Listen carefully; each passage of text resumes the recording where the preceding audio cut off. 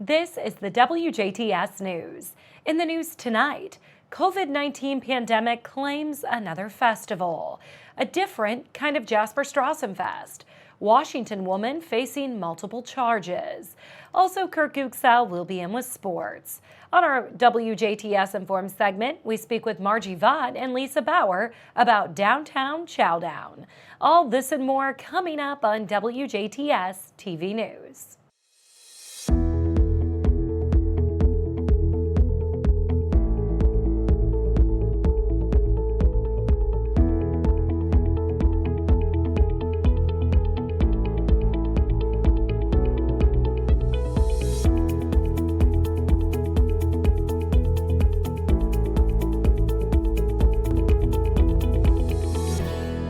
Good evening. I'm Jenna Schaffer with the news.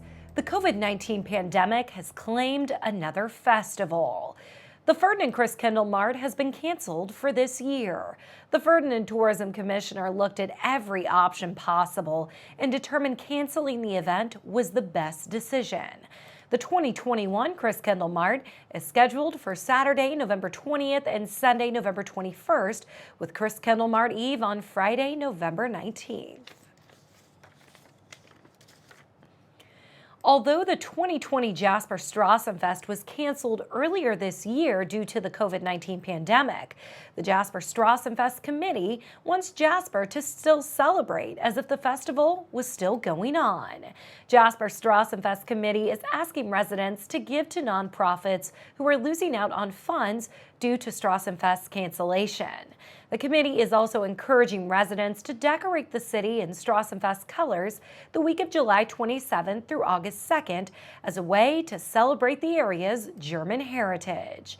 Official Strassenfest flags and bunting, as well as collectible mugs and buttons featuring this year's official Strassenfest logo, are still available for purchase at the Jasper Chamber of Commerce office at the corner of 6th and Clay Streets in Jasper.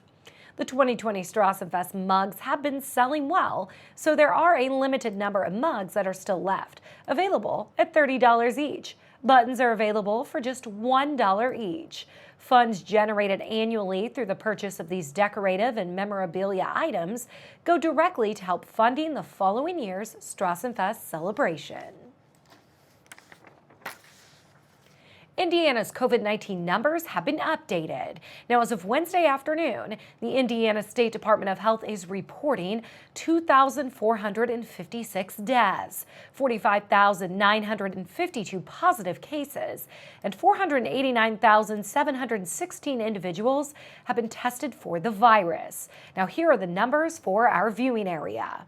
Starting off with Du Bois at 260 cases and 6 deaths. Pike has 8 cases, Spencer with 31 cases and 1 death. Perry has 120 cases and 9 deaths. Martin has 22 cases. Davies with 139 cases and 16 deaths. Orange has 133 cases and 23 deaths. Knox has 62 cases. Crawford with 29, Posey with 35. Lawrence has 231 cases and 24 deaths. Gibson has 44 cases and 2 deaths. Warwick with 201 cases and 29 deaths. And Vanderburgh has 430 cases and 6 deaths. To see a map of cases by county, head to in.gov/ISDH. A Washington woman is facing multiple charges, including harassment. 38-year-old Ricky Lyford was arrested on Monday on active warrants for identity deception, counterfeiting, and harassment. Lyford allegedly targeted a victim in late January for supporting the Washington schools referendum. Lyford created a Google email using the victim name and signed the victim up for spam text messages. The victim reports receiving 70 to 100 messages a day for 3 months. 2 other victims also received messages similar to these, as well as false complaints directed to their employers. It is not known if Lyford is responsible for the actions against the other 2 victims. Lyford was released from the Daviess County Security Center after posting a $2,500 bond. Indiana's new cell phone law is now in effect. House Bill 1070 officially goes into effect today on Wednesday, meaning motorists are prohibited from using and even holding a cell phone while driving a motor vehicle, unless they are using hands-free technology such as a cradle or Bluetooth system, or they need to call 911. Officials say there will be a grace period as the law goes into effect, but they don't know how long this grace period will last. Indiana currently has a ban on texting while driving. However, law enforcement agencies around the state say it has been difficult to enforce. For more information about the law, visit iga.in.gov. Other new laws that go into effect today on Wednesday include tougher penalties on stores that sell smoking or vaping products to anyone younger than 21 years, and a requirement that anyone younger than 18 obtain a judge's permission before getting married. Indiana Governor Eric Holcomb is extending the prohibition on evictions, foreclosures, and the disconnection of utility services. Governor Holcomb signed this new executive order on Tuesday afternoon. The prohibition on evictions from rental properties and on filing foreclosures are both extended through July 31st. Renters, homeowners, lending institutions, and landlords are encouraged to establish payment plans to avoid future evictions or foreclosures.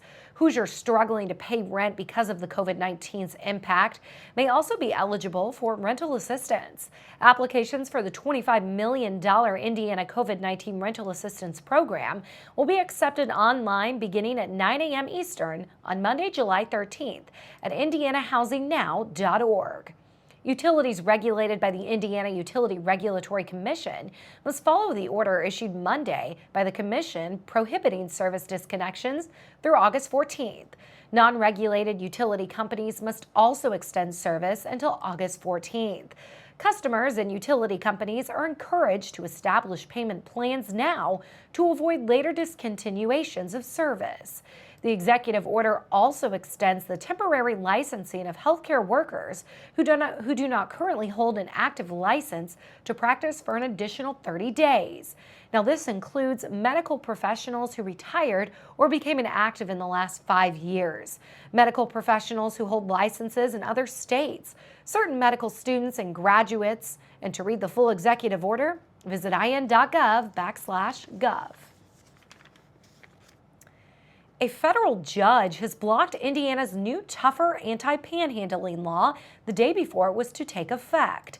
The preliminary injunction issued Tuesday called the Republican-backed law an unconstitutional prohibition on the freedom of speech.